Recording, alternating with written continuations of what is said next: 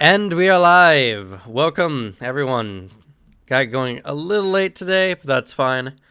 Trying to get Fredboat to work, and just no Fredboat today. So I apologize if this stream is a little bit quieter than normal.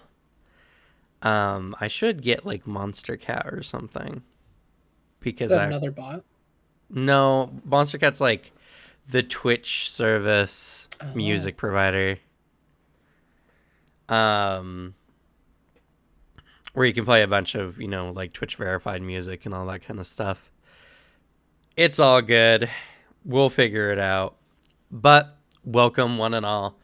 Today we have a very interesting topic, which is we're going to be talking about divine characters in the not cleric sense, but even in the cleric sense, because I actually had a really good idea a minute ago or so about some divine character aspects. But we're also going to be talking about some of the really interesting archetypes that play upon the divine aspects of the game. What really motivated me to talk about this topic particularly, compared to many of the other topics, is the red mantises. For those who know, Red Mantis is a really fun archetype. You get some very interesting spells as an assassin character, and they really add an interesting aspect to what following a god means in the world. Also, the Shadowcaster was another one where your character has just a deep connection to the aspect of darkness and gets divine powers based on that. And there's actually quite a few other archetypes as well that kind of match this. But first, some news. Channel's been doing really, really well. We are at, hey Flame Loud, how you doing? 166 subscribers, which is awesome. We've been getting a lot in the last few days. Also, the champion video that I posted this last Saturday is almost at 300 views in the first week, which is hell yeah. nuts. Also, our streams have been getting a lot of views lately. It looks like they're averaging about 30 views for the actual stream. So yeah, like 167. It says 166 on my screen. You just got another subscriber Oh, I right did. there. Bam. Like magic.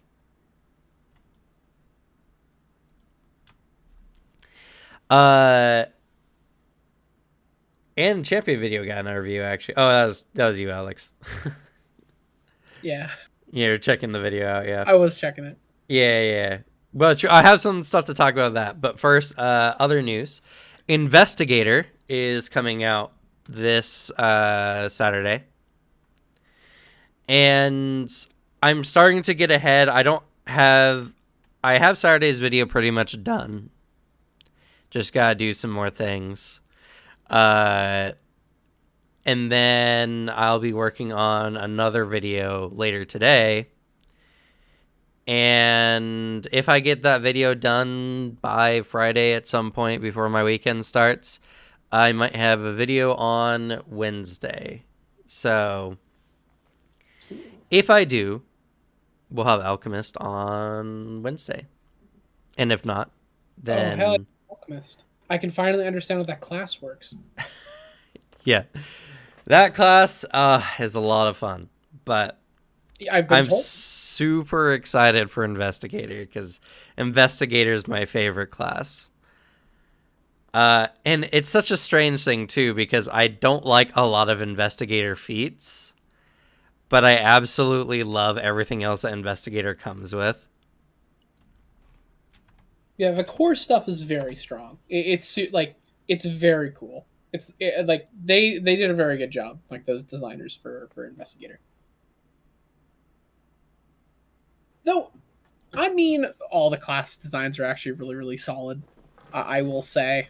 Uh, They are, and I only don't. The only class I don't like is Druid, and that's because of just how biased I am against nature magic. Like that's not no fault of them, just me.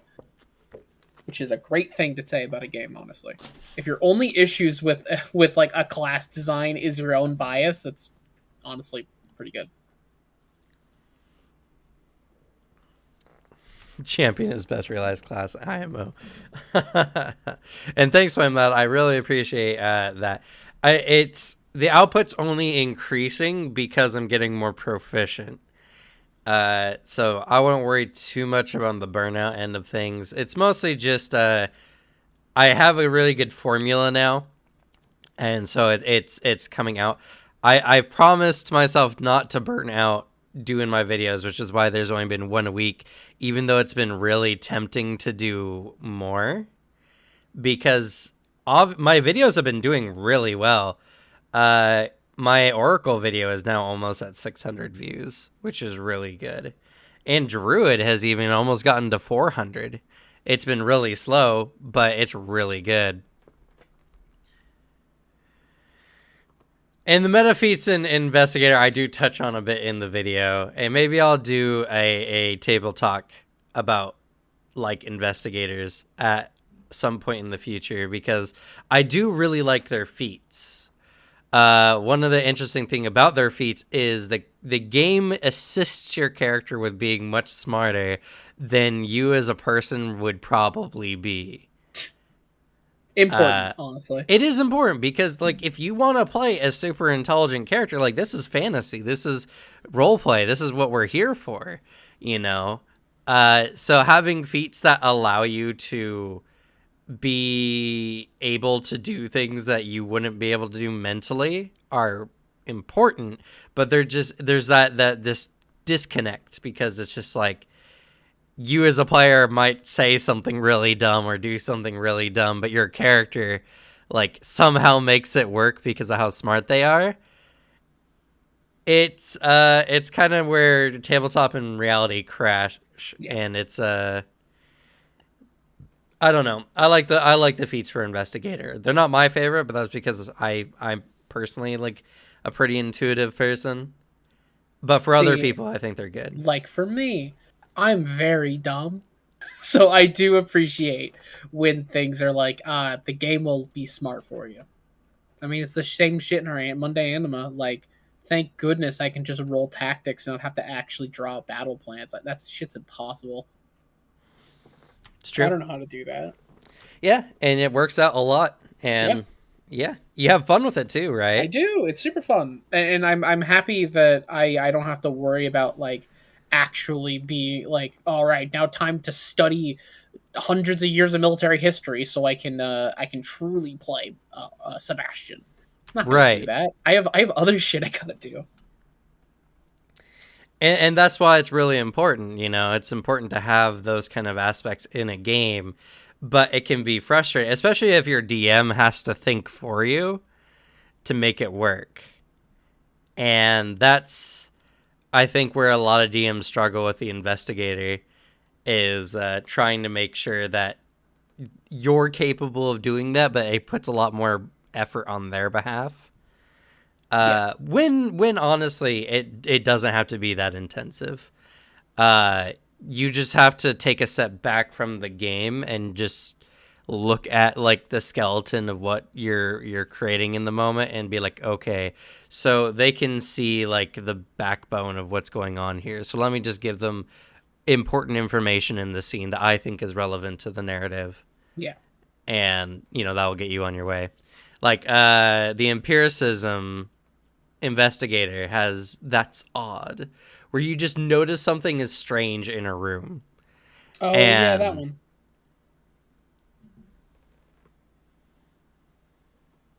yeah, that to remind the DM in every room that they have dark vision in every room for Yeah, 5e, that's true. or that they don't have dark vision Oh my sometimes. god. I've done Uh, that. I mean, it's also, I will point out what Slug said in chat, like making battle plans for Warhammer. No, even then, I am just unga bunga, put units in front of you and hit you real hard, or put units right here and just shoot you a lot. My and there's battle armies that strategies let are you really play that dumb. way. Oh yeah, there are. If you want to play like legitimate like military tactics, play Imperial Guard.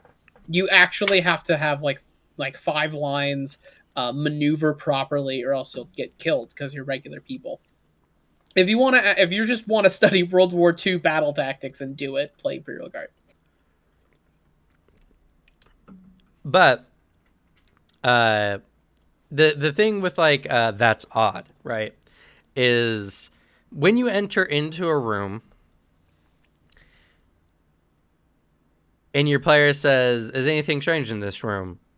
Don't like compound that. Don't get frustrated by that. Just be like, "There's nothing of interest in this room at this time." And there you go. You know, Yeah. you gotta understand that it's their class feature, and you gotta put it to the side. And if a player is being an incredibly huge hassle with this suite, and they're using like, is there anything odd about this vase? Is there anything odd about this table? You know, just say it's per room. So when you enter into another room, I'll let you know. And you just gotta be like, you don't notice anything odd in this room. You don't notice anything odd in this room. And the player also has to learn etiquette with the ability as well to make it not as a hassle. And as a DM, the better you can anticipate this, the better, the more comfortable they'll feel about not necessarily asking you all the time about it. But it is like a feat that requires a lot more effort on both the player and the DM's behalf. It's almost kind of reminds me of like those old point and click like adventure games. Just the you examine a room and say, I don't notice anything weird here, and then like continue on. Yeah, pretty much. But speaking on classes, before we really get into the meat and bones of the classes, I want to speak about Champion a little bit, since that's kind of a divine character that we're talking about here. It's the subject. And it is the subject of the matter we're talking about. And Champion has been getting, despite the video, like getting predominantly a lot of likes and everything. A lot of people have been bringing up concerns that champions just don't feel as good as other classes do. And I'm not going to read any of the comments out loud because I don't want to point anyone out. But one of the things that people seem to connect is that Champion is not as offensively good as they would like it to be. I mean, I agree with that. I know you agree with it. Yeah. Because they're not a smite machine like they're in 5th edition. Exactly. But like a lot of times they're comparing Champion to other classes that they're just like, I don't feel like a martial class, and if I want divine abilities, I'll just take cleric. And the thing is that you Champion is a very strong class, specifically because one of their main features is to negate damage as a reaction to one of their allies. No other class gets this, or at least not as easily. There's some shield-based ones where you can shield block for someone else, but Champion gets that and better. So you're already looking at a class that has a feature that no other class does. Like, as far as a defensive backbone, there's no better character for it. But that's not even everything to it. Like, if you're playing the evil champion types, you can be very aggressive. And even if you're playing a normal champion archetype, like the shield or the blade ally specifically gives you extra runes on top of whatever your weapon is using. And with a feat they can pick up, which is Let's see here. What is the name of that feat? Is it Sunblade?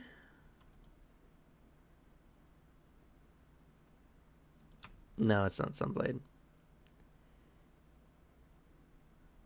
I wish I could. I wish I could help you out here. Oh, goodness. I have no clue. It improves their blade ally.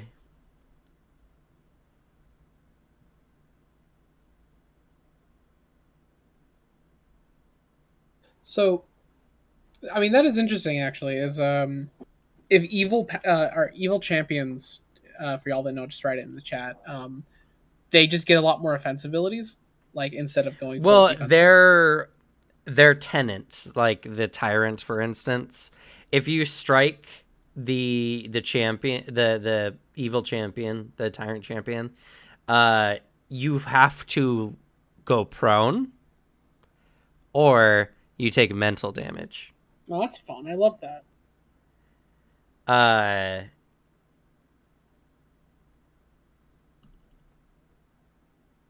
And where is this? Gosh darn blade. Oh, here it is. Yeah, Radiant Blade Spirit. Radiant Blade Spirit, which is a feat you can pick up at 10th level. You can choose from either flaming or a specific type of element of alignment damage. Flaming as an additional like rune on top of your whatever runes you already have is nuts. You're just doing extra d6s of elemental damage. And then you can get Radiant Blade Master at 20, and you can get Dancing, Greater Disrupting, or Keen on top of whatever weapon you have. Like, the champion... And like, it's kind of funny because I kind of think it's like Uno reverse when it comes to the champion. You can be this ultimate tanky, really strong defensive character who can either assist your allies or just do more damage. And if you want to do more fightery things or more rangery things or any other kind of martial class, you can pick those up, and then you're like that class, only tankier.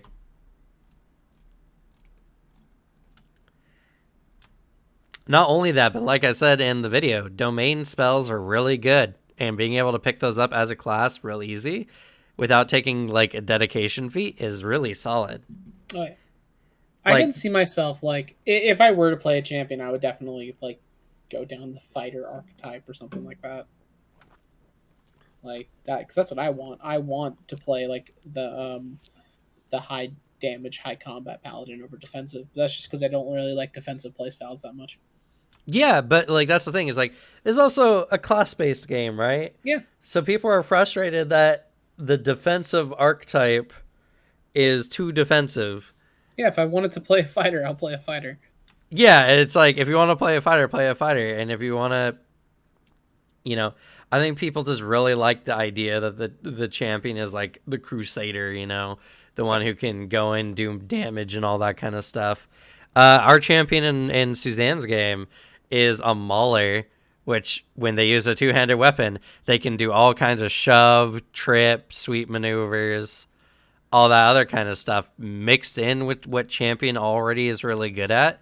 And they're a force to be reckoned with on the battlefield. And not only that, they're so hard to keep down because Lay on Hands is a really good ability where you just touch yourself and you get 6 times your spell level in HP. Plus, if you do it on... Alex. Sorry. We run a serious channel here, Alex. No, we don't.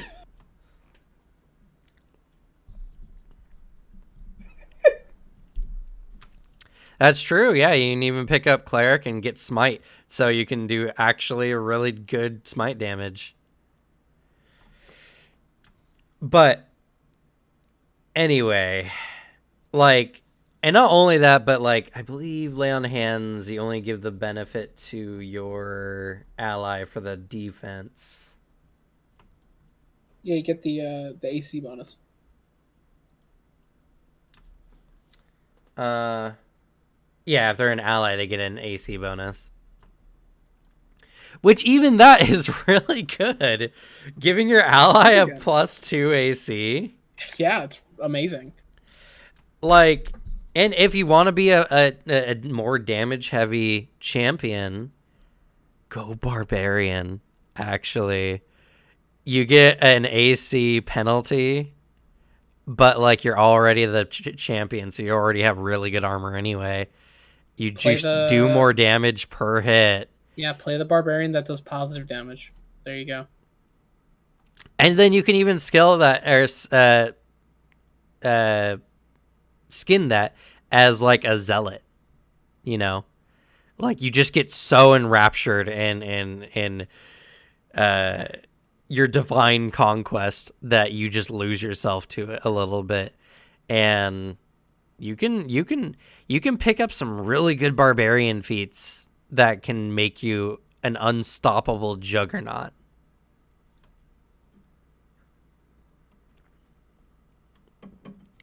And not only that, but some people are like they're super reaction heavy. Other classes don't even get reaction abilities most of the time. Unless it's like a fucking opportunity attack. So, like champion has so many really good ways. I'm never going to convince someone who wants to play a class in a way it's not designed to be. Like if you want to play a caster champion, I'm sorry. I mean you can because Pathfinder really allows you with multi-class archetype to add a lot of spellcasting to your character, you know, even ones that don't innately have it. But champion's not a caster. Champion is not like a slayer class. It's never going to be like super good at doing a lot of damage unless it's a very particular type of enemy. But no other class can be as defensively good as the champion, and not only that, for their team on the team's behalf. Having a champion in your team just reduces damage to your team as a whole. A good champion can remove the need for a healer. True.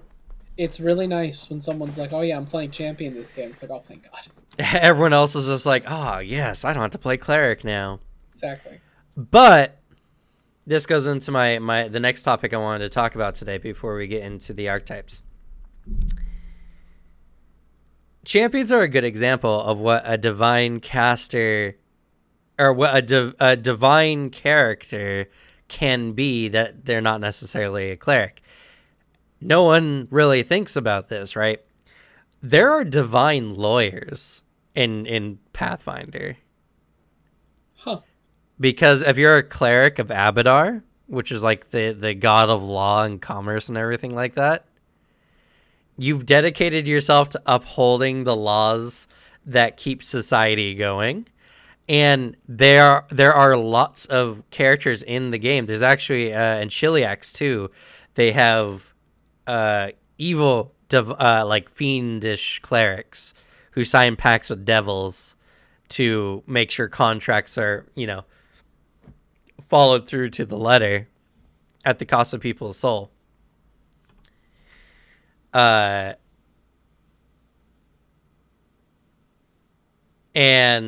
the thing is like whatever your god, because being a cleric doesn't necessarily mean being what everyone thinks a cleric is, someone who just goes around and healing people and all that kind of stuff.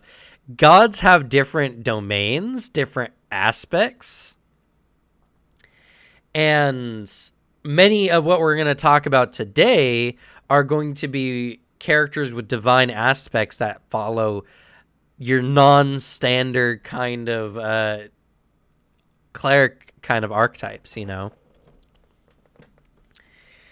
I mean, like the fun of cleric is how customizable it is. Like that's something Really? 5e has too. Like it's, you could like quite literally like in 5e and even more in Pathfinder, You can create an entire party full of clerics, and each one is going to be like pretty different. Like you can make a lot of variants in this class, and that's what's like I think the most fun about it. But even from a roleplay standard, like you can make a character who just doesn't feel like a cleric and still is a cleric. Yeah. Uh, Clerics of Nethys are also really interesting. And you could be a paladin of Nethys if you really wanted to, which are just seekers of magic and knowledge. You can play a champion who is essentially an explorer, an architect, or a dungeon diver, because Nethys is all about gaining knowledge and understanding the secrets of magic and everything like that. And your abilities that you get can assist you in going into it. You can add Lore Master as your free archetype.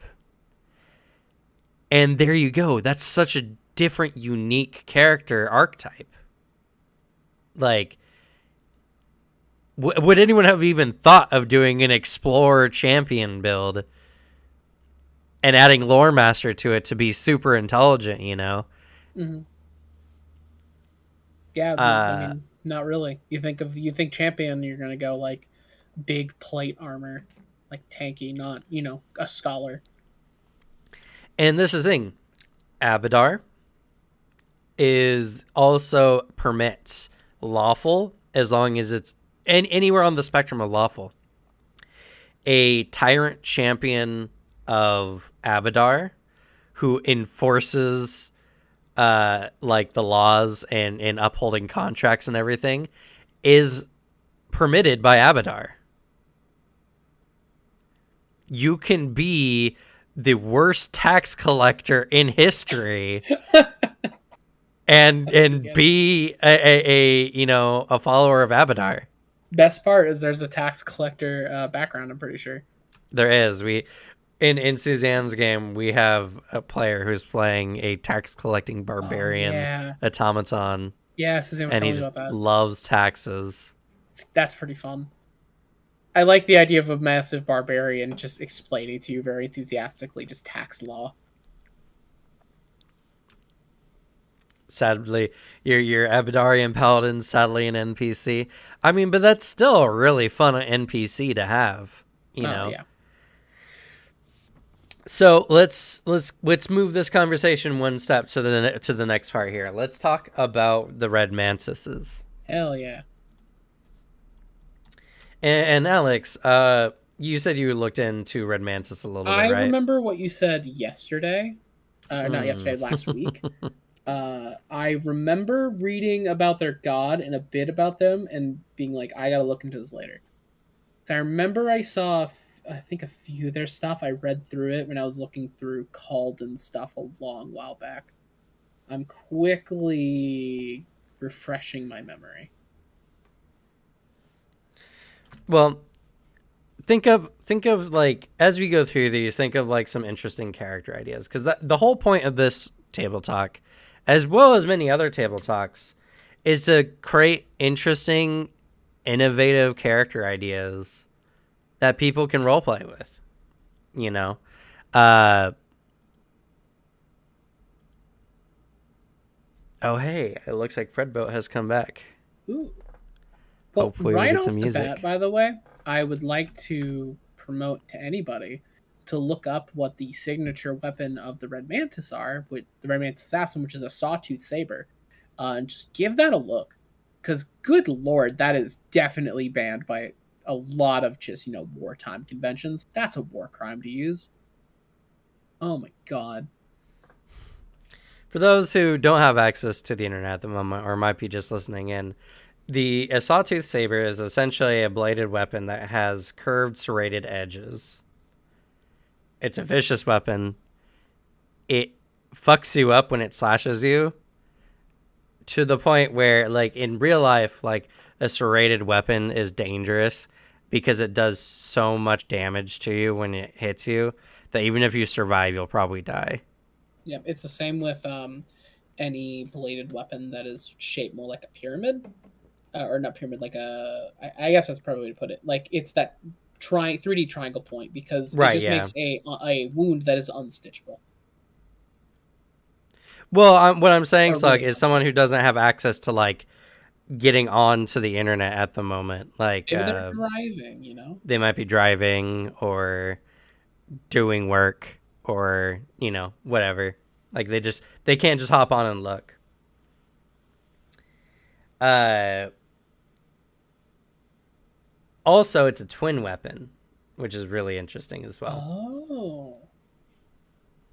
When you make an attack with a twin weapon, you add a circumstance bonus to the damage roll equal to the weapon's number of damage dice if you have previously attacked with a different weapon of the same type this turn.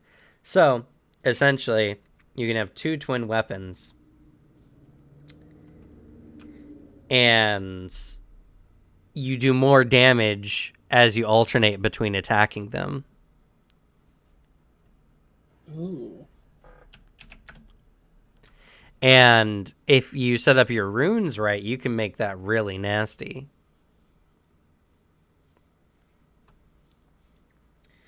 It's also an agile and finesse weapon, which is really good if you're a more dex-based character, like a Red Mantis would be. They're also in the sword group, and they're actually considered an advanced weapon, which means not just anyone can learn them.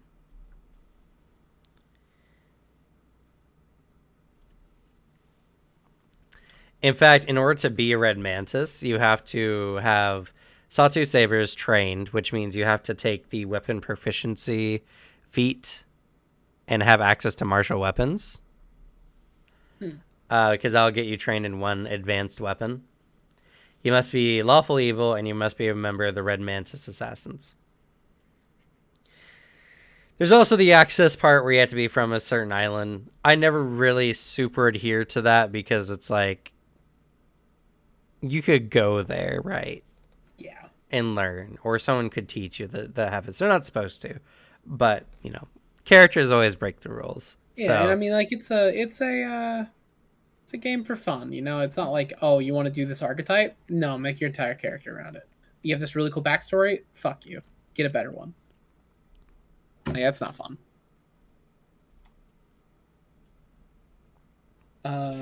but so technically, to get the Red Mantis archetype, you could get it as early as second level if you're playing a human or a fighter archetype, or fourth level if you want to play like a lot of other things. Not bad. Mhm. It makes you trained in stealth and assassin lore. And if you're trained in both of these, you become an expert instead. And whenever your proficiency in weapon increases to expert or beyond, your proficiency with Sawtooth Sabers also automatically increases with you. I love stuff that's like weapon specific or really like high weapon training, or for like one thing. I think it's always super Yeah. fun.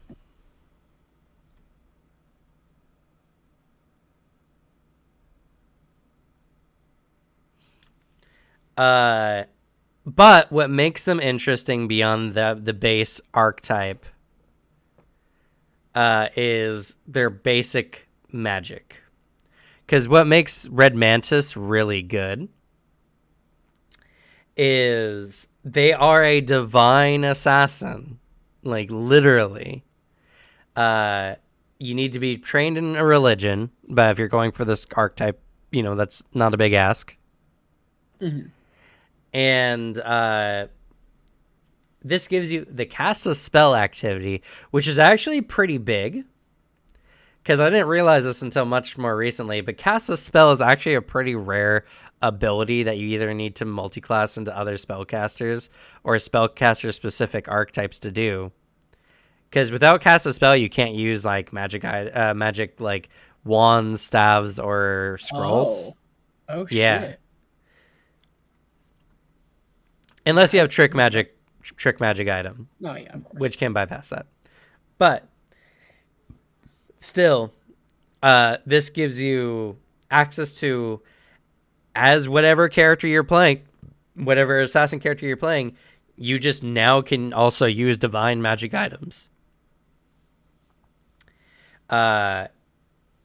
You get 2 cantrips starting out from the divine spell list, and you get a spell book specifically to record your spells. And so you're kind of like actually a cleric's wizard hybrid, Yeah, and strangely enough. oh my god, I love their spell book. That is such a fun spell list. Yep. And they become trained in, let's see, all your spells. Let's see. Yeah, all their spells must either be transmutation or illusion spells from the arcane spell list, or spells from the following list. They can also add clairaudience, clairvoyance, darkness, dimension door, modify memory, obscuring mist, paralyze, see invisibility, and true strike. Regardless of their initial magic traditions, your red manta spells are divine spells, as are any focus spells you pick up. Mm-hmm. So, you're a divine caster who can pick up arcane spells and make them divine.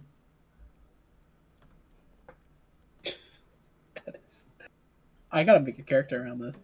That's really good. Oh my god. A divine wizard. Yeah, they're kind of like a divine wizard in a Yeah. sense. I mean, they're limited because they can only pick up transmutation or illusion spells. But there's a good amount of really interesting illusion spells. There's so many spells that are like shadow magic. Shadow magic literally turns spells either real or unreal. Oh my god, I'm realizing something too. So there's been a character type I've wanted to play for so fucking long. I've just wanted to be able to find a tabletop game where I can just play like Corvo Atano from Dishonored, like full on rogue with magic powers. And this is a pretty good way to do that. Like honestly, It's a really, really good way to do it. And also, Flame Out, good job. I love people theory crafting in the comments. It's a really fun, because that's what we're here for. Divine casters, clerics of cities is interesting. That's true. You know, clerics that can type into the zeitgeist of the city, which we talked about last time too, which was really interesting. Super interesting. Then on top of the spellbooks, which like any other magic archetype, Red Mantis gets advanced or basic, advance, and master casting, I believe. Oh, they don't get master casting. That's kind of sad. Oh well. But essentially, they can get up to 4th level spells.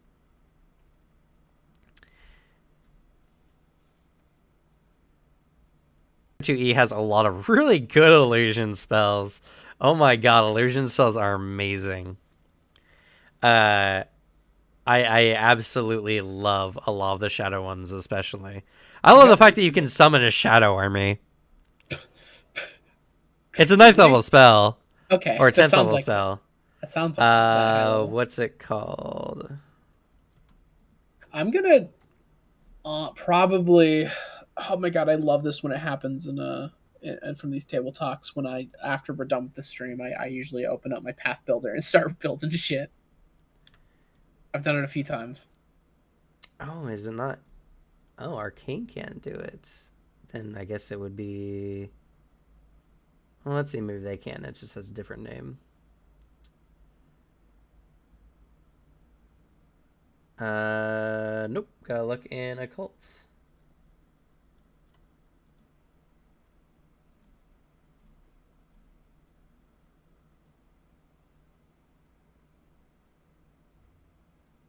You mean Wish? Or Weird? Not familiar with Weird. Oh, there's Weird, yeah. Yeah, I know that is a spell. I forget what it does. I think it's a 5e spell too. That might be the one I know though. It's a pretty good one. It can cause them to instantly die if they crit fail the check. Fun. Essentially, they're assailed by some fearsome creature that only they can see. They take 16d6 mental damage. I mean, that is pretty weird. they must take a will save where they either if they succeed they take half the damage and are frightened 1. If they fail, they take the full damage and are frightened 2. And if they crit fail, they have to make a fort save. If they succeed, they take double the damage and is frightened 2 and is fleeing until the end of the next turn unless it critically succeeds. And if they fail, they just die. Good lord. Yeah, that sounds like a really high level spell. Sounds about right. Let's see here. Where is this spell? I know there's a Shadow Army.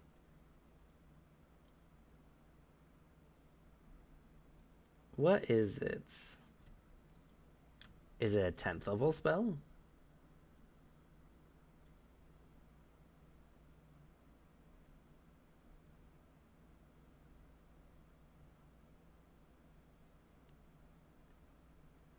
Because they added it, and maybe it's an 8th level spell. They have an ability where you can just summon a shadowy army. It's fun. You know what? It's in the Secrets of Magic book. Let me look for that real quick. Well, in the meantime, I would like to mention a Red Mantis feat that I really, really like. The feat is Archaicex Grip, whatever. How do you pronounce that name? The god's name?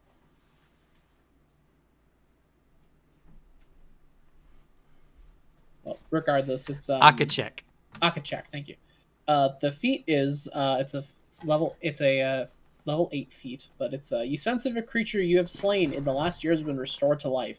As long as you and that creature are on the same plane, you also gain Archaicex Clutch focus spell, which essentially lets you place the holy symbol, and they are marked, and they'll just they'll take persistent bleed. Pretty fun. Yeah, I really like the idea of the assassin that's like, I killed my target. Why are they alive? That won't do. That is a very fun like flavor feat.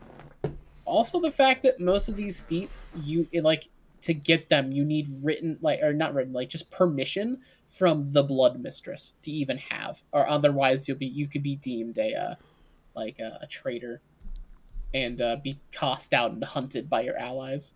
Yeah, Red Mantis is very exclusive. Oh, yeah. Yeah, Shadow Army, which is an illusion spell, by the way. You create a dozen of semi-real copies of yourself that swarm across the battlefield and fight your enemies. You're virtually indistinguishable from your clones, allowing you to hide and sneak among them. An enemy that's in the area the spell is cast, or that ends its turn in the area, takes 3d10 mental damage, 3d10 bludgeoning damage, and is possibly inflicted with a condition, depending on the result of its will save. When you cast a spell, you can choose a condition your shadow impose on a failed save.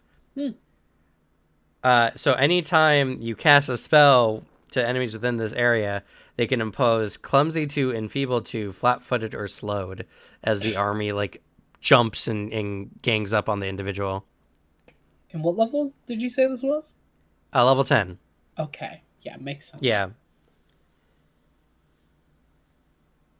That is really fun. It's a really good spell. And it's an illusion spell. Which illusion rarely gets that kind of love. It's so good. Yes. And the Bloody Mistress, or the Blood Mistress, is, I believe, the leader of the Red Mantises. Because the Red Mantises, strangely, because Akachek, I believe, is actually defined as a male god. I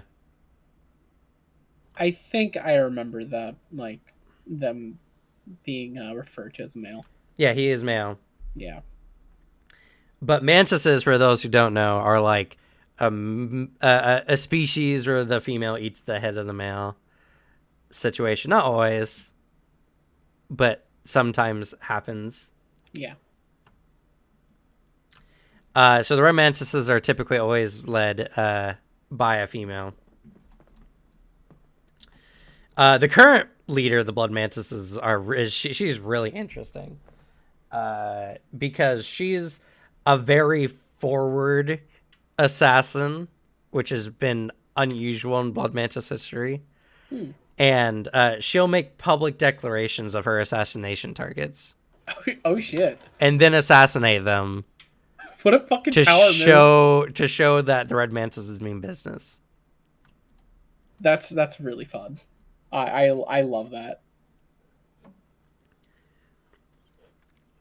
Red Mantis one shot, hey, maybe. That sounds like it'd be a great time. I would totally. Hell Knight one shot would be really good. Yes, you got to do a Hell Knight one. I definitely do. Crimson Shroud, really good. Crimson Shroud is a focus spell you can get. You swathe yourself in a veil of red mist for a minute. While the shroud is active, you gain fast healing equal to half your level.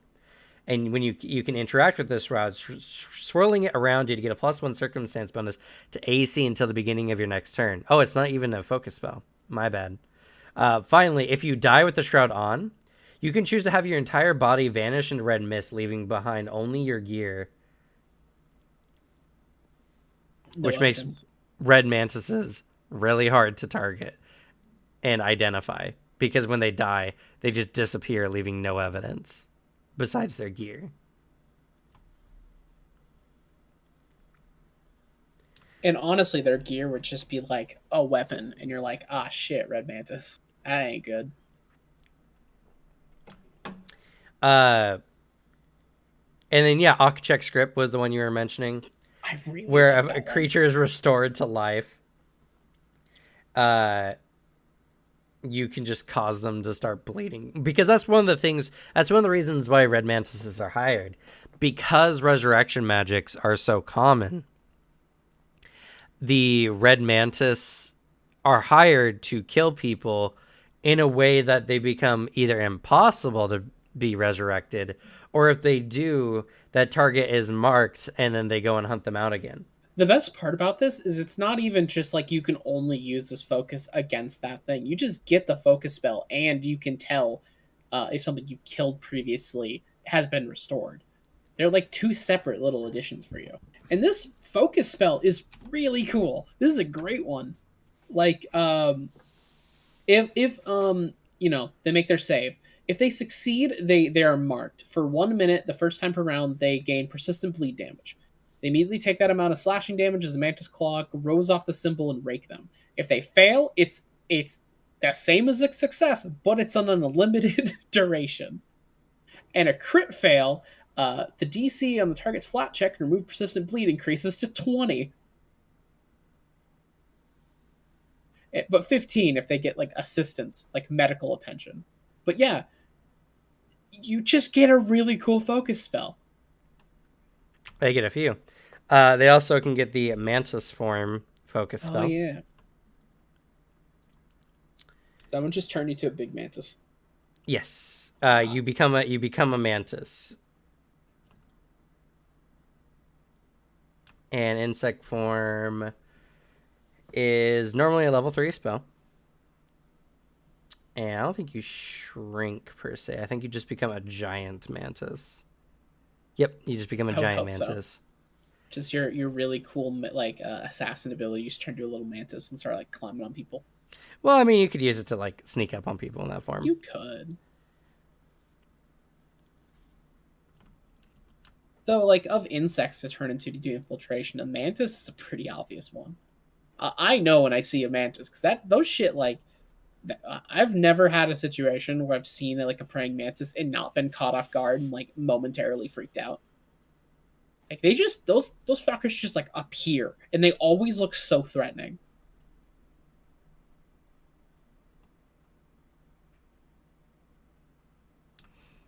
No worries. I'm expecting that with Critical Role coming around, a lot of people are going to be hopping off for a bit. But yeah. I think in like a month or so, it won't be as big a deal. Yeah, I'm pretty sure most people will fall out and, fall out of like the sync with them. Fall off the wagon. Yeah. Exactly. Let's see. Fading, which I'm already excited about because I can see teleportation at the top here. You fade partially from reality. The attacker must make a DC 11 flat check. On a failure, the attacker passes harmlessly through your body and as your image remains behind. An instant later, you return to reality and your Crimson Shroud ends. So when you have your Crimson Shroud activated, as a reaction, you just impose the hidden flat check on someone. And that's intimidating as hell. An assassin is attacking you. You take, whatever item you have next to your bedside, slash through them, try to knock them over with it. It just passes through them. And then they continue stabbing you. That's horrifying. Honestly, that's a really cool ability to have. And then there's Vernai training. To resurrect a creature you've slain, a spellcaster must counteract your influence on its death. The DC of this check is equal to your class DC or spell DC, whichever is higher. In addition, add 2 5th level spells to your Red Manta spellbook. Both must be chosen from the following options: Death Ward, Drop Dead, False Vision, Hallucination, Illusory Scene, Mind Probe, or Ascending. You gain a 5th level spell slot and can prepare spells from your Red Mantis spell. And you can use to prepare from your Red Mantis Assassin book. So already, whenever you kill a target, in order to resurrect them, they have to beat your class or spell DC. Oh shit, yeah. Which is pretty rough. It means they need to be like an equivalent level caster. Drop Dead, yeah. So it's actually a really nasty spell. The target of your spell seems to fall down dead, though it actually turns them invisible. Its illusory corpse remains where it fell, complete with believable fatal wounds. This illusion looks and feels like a dead body. If the target's death seems absurd, for instance, a barbarian at full health appears to be slain by 2 damage, the GM can grant the attacker an immediate perception check to disbelieve the illusion. If the target uses a hostile action, the spell ends. This ends the entire spell, so the illusory corpse disappears too. This is literally just the Dead Ringer from TF2. This is just a spy item. Like, good lord. It's really good. You can trick people into thinking they've murdered you. It's good in TF2. It's good in Pathfinder. That is really handy. That's a great ability. Like, a great spell. And then Prayer Attack. You master the signature assassination style of the Red Mantises. You faint on a target within 30 feet. If you're successful, when you use Prayer Attack, on subsequent turns, you automatically make the target flat-footed against your melee attacks for that turn without rolling the check to feint, so long as you remain visible to the target and the target remains within 30 feet of you. If you use Prayer Attack against a different target, you must attempt to feint the target normally. When you use Prayer Attack, your next successful strike with a Sawtooth Taper does 2d6 persistent bleed damage. Oh, shit. That's awesome. Yep. So all you have to do is feint them once, and then every time you use the Prayer Attack, they automatically are flat-footed to your melee attacks for that turn. Yeah. I really like the idea of that. Like, you can flavor that in so many ways. I'm a big fan of Assassin Order, and you're hunting your target, and your single feint, like, cool attack puts the fear of God in them. So it's that, like, scene where they're, like, shuffling back, trying to get away from you, wildly swinging, and you're just slowly approaching, like, fending off all their attacks, just inflicting more damage, adding more bleed, like, making them just bleed more and more. You could have a cool scene with that. Not only that, from a martial artist standpoint as well, their Prayer Attack, essentially they move in a way that makes you reflexively flinch, and they just abuse that on you all the time. Hell yeah. It's just they move, you instinctively flinch because of that same fear that you just mentioned, and then they get struck because you just keep exploiting that flinch that they've like imbued into you. Oh, you could have so many cool, like, descriptions playing this. But all right, that's the Red Mantis, which already takes a divine character in a very different direction. I mean, and it makes sense. If you're a adherent to an assassin god, then in order to appease that god, you become a good assassin. It's just like divine archetypes are so underplayed because people always have the same image in their head of what a divine character looks like. But a divine character can look like anything. Let's talk about the Shadowcaster. Ooh, yes. Tell me about this. So the Shadowcaster is a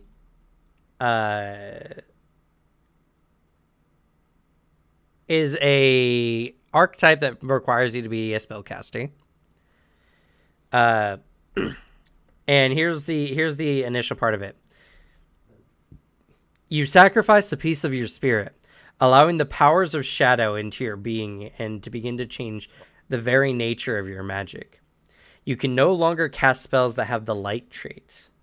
If an ability such as a class feature or ancestry feat would automatically grant you a light spell, such as Domain Initiate feat granting you Dazzling Flash, you don't gain that spell. So by taking this already, you have to be very specific with your character build, or you might just lose abilities. Yeah. Makes sense. You gain the Cloak of Shadows domain spell, and you get a focus point. And when you refocus, thematically, you're siphoning power from the shadow plane to refill your focus pool. Your domain spells from the Shadowcaster archetype are the same tradition as the spells you use to meet the Shadowcaster's archetype prerequisite. So this is the opposite of the Red Mantis, where Red Mantis made all their spells divine. Shadowcaster makes all the divine spells they get into whatever archetype they were, or whatever spellcaster they were before. There's still, from that reverence of shadows, though, and in your connection to the shadow plane. So already really interesting. Cloak of Shadows is an okay focus spell. You drape the target in a mantle of swirling shadows and makes it harder to see. The cloak reduces bright light within a 20-foot emanation to dim light. This is a form of magical darkness and can therefore overcome non-magical lights or attempt to counteract magical lights. The target can use this sealed condition gained from the shadows to hide, though observant creatures can still follow the moving aura of shadow, making it difficult for the target to become completely undetected. The target can use an action to remove the cloak and leave it behind as a decoy, where it remains, reducing light for the rest of the spell's duration. If anyone picks up the cloak after it's been removed by the original target, the cloak evaporates and the spell ends. So, let's talk about how this works mechanically to get a better idea. This makes an area dim light. You know when you walk into a room that has just a little bit of light filtering in through a window, like if you have a particularly dark basement and you don't turn the light on, but you there's light coming in from outside or whatever. That's the kind of that's the kind of setting it creates in bright light. So if you're standing next to this person, suddenly everything goes blue scale and everything's just dimmer. On top of that, this person in broad daylight standing in front of you, you just see this darkened, altered space that just honestly just looks different in color. It's like you walked in and it's suddenly this after sunset, when there's still light in the sky, but the sun's not beating down on you. This person standing there right in front of you can then hide themselves, becoming hidden to you. And if they stealth afterwards while hidden, they can become unobserved.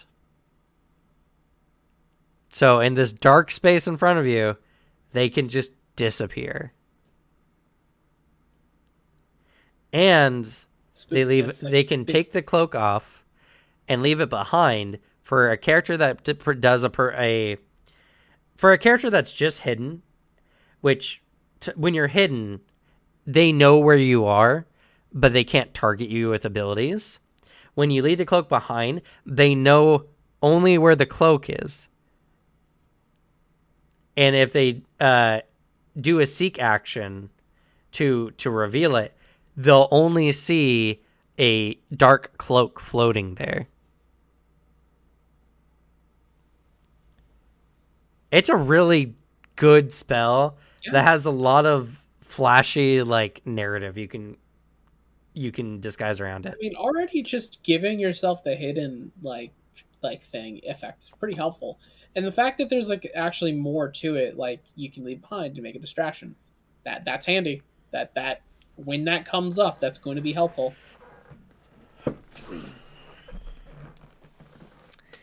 Uh Shadowcaster also can get a familiar, and they can actually get access to a specific familiar known as a shadow familiar,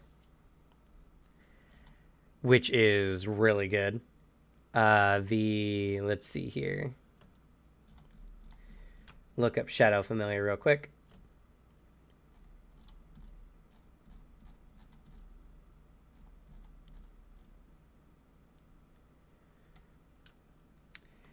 So the shadow familiar does require that your familiar have at least 7 abilities, which means you have to kind of more invest in your familiar. But you transform your own shadow into a familiar. Uh, these casters can be identified by their lack of shadow, regardless of the level of light in an area, and by the strange muted appearance of any article of clothing or jewelry they wear. Occasionally mistaken for vampires or other undead by the cautious or superstitious, these spellcasters nonetheless find the trade worth it in exchange for the unique ability their shadow familiar can possess. They gain the Become a Shadow ability. The shadow familiar transforms its body into a barely tangible shadow. It gains resistance to all damage except force, equal to half your level, but can't use any actions requiring physical form. The familiar can slip through gaps at least 2 inches wide or 1 inch wide if it squeezes.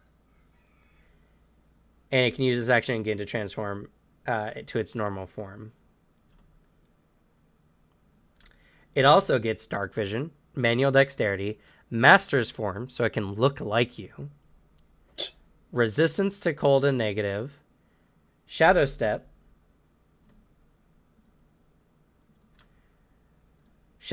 which is this ability is for a shadow familiar. A shadowcaster, however, can select this ability for any kind of familiar. Your familiar gains the shadow step action. You must be at least 7th level to select this familiar ability. What it does is if the familiar is in dim light or darkness, it can teleport 30 feet. The destination must also be in dim light or darkness and must be within your familiar's line of sight and line of effect. This action trait has the tradition of magic or occult if you aren't a spellcaster. So your familiar gets a teleport ability. Fun. Slink in shadows. The familiar can hide or end its sneak in a creature's or object's shadow. Huh. So your familiar can hide in someone else's shadow, which is pretty lit, if I'm not gonna lie. Honestly, that's super cool. And then Steal Shadow is the last shadow familiar ability, which is once per 10 minutes, the shadow familiar makes a melee attack with an attack roll modifier equal to your spell attack roll modifier. If the strike is successful, the target is enfeebled 1 and its shadow disappears. After 24 hours, the enfeebled condition ends and they regain their shadow once more. Any effect that reduces or removes the enfeebled condition restores their shadow as well. So you can enfeeble someone for 24 hours. That's dirty. When your shadow steals their shadow. So, put this in perspective, right?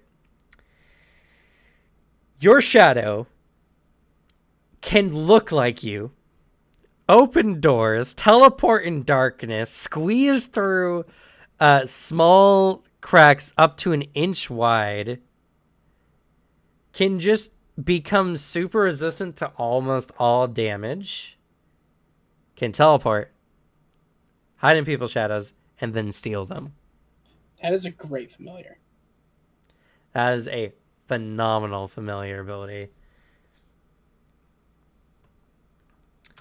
And that we're not even done with Shadowcaster. That's just some of the cool stuff. And the Shadowcaster can give those abilities to any familiar they choose. not just the specific shadow familiar. Shadow spells. No matter what magic tradition you have, you add Replicate, Shadow Army, Shadow Blast, Shadow Projectiles, Shadow Raid, Shadow Siphon, and Shadow Walk to your spell lists. So, if you're a divine caster of shadows, you can add essentially a lot of just spells that normally arcane casters can only cast to your spell list. Or any tradition. This is a great way to play a very fun Oracle build, honestly. Oh, I can see that working great with Oracle. Disciple of the Shade. You gain the Inscrutable Mask domain spell and increase your focus pool by 1. Inscrutable Mask. You shroud your form and features in an impenetrable mask of shadow. The mask grants you a +1 status bonus to deception checks to lie, feint, intimidate, or lie to feint, intimidation to demoralize, or stealth checks to hide in areas of dim light or darkness. And as you level up, this bonus increases. You can just be that person in the tavern, they mention wearing a hood over their face, and you just, no matter how you look at their face, you can't make out their features. You can become that character now. Hell yeah, finally. I have a character that lets me actually become the edgelord in the tavern. Exactly.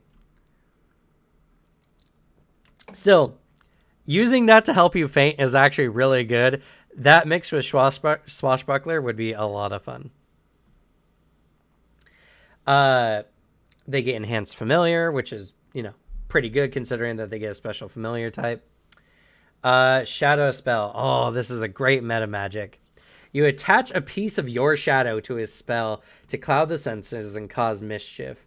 If the next action you take is to cast a spell that has the shadow trait, choose one creature affected by the spell. The creature either gains a +2 status bonus to stealth checks, or takes a -2 status penalty to perception checks, your choice. This lasts for a round. This choice and the effect occur after resolving any checks for the spell's initial effects. If the chosen creature is your enemy, it's affected only if your spell attack roll succeeds or if it failed its saving throw. This spell is super good because you can attach it to something like Guidance. Huh. You can just tap your ally, and your Guidance essentially just shrouds them in darkness. Yeah, I mean, imagine you're playing with just because we talked about it before. Imagine you're playing you got a friend who's playing like a Red Mantis assassin. Just make them wreathed in shadows. Now I will mention Guidance does not stack with the bonus because they're both status bonuses. What I'm saying is you can use a cantrip with this, giving them a +2 status bonus to a stealth check. Just as a cantrip. Yeah. Handy. It's really good. Just like handing out status buffs just for like it's Christmas. Shadow Reservoir. Your own shadow speaks to you, providing knowledge of spells and a reservoir of magical power. Your Shadow Reservoir contains a single spell of each spell level at least 2 levels lower than the highest spell level you can cast. This spell comes from your spell list. You must have access to it, and you must require a spell attack or a saving throw. These spells don't need to be prepared and are in your repertoire. Regardless of which way you cast spells, you can spontaneously cast a spell from your Shadow Reservoir by using one of your spell slots of the same level. If you're a prepared spellcaster, you lose the spell you prepared in that slot. So essentially, Shadow Reservoir gives you extra spells that you can swap in for any of the spells that you can normally cast. Spells you cast from the Shadow Reservoir gain the Shadow trait, and affected creatures might be able to disbelieve them. If the spell requires an attack roll, use the higher of the target's AC or their will DC. If the spell requires a saving throw, targets use their will saving throw or the spell's normal saving throw, whichever is higher. Each time a creature fails its saving throw against a spell that you cast from your reservoir, you gain a small tattoo inked on your flesh out of pure shadow stuff. This is used for later. If you have more than one source of spells you can cast with spell slots, such as a spellcaster with a multi-class archetype, choose one source of the spells for your Shadow Reservoir. So this just makes you have a more diverse spell list by having Yeah. a bunch of other spells. Pretty much anything other than your 2 highest spell slots, you just have an additional spell for each of those that you can possibly cast in the day in exchange for one of your normal spells. Which is always phenomenal. It's always good. It's very interesting. The Shadow Trait's also good because you'll get other effects later that affect shadow-specific spells. So this can allow you to tweak some of your spells to do even more things than normal because they'll also be considered shadow spells. Oh my god. Secrets of Shadow. Your shadow's voice grows ever clearer, and it whispers secrets of true power to shield your flesh from harm. Your Shadow Reservoir gains an additional spell, 1 level below your highest spell level, and you can cast in addition to the spells it already contains for all the levels below that.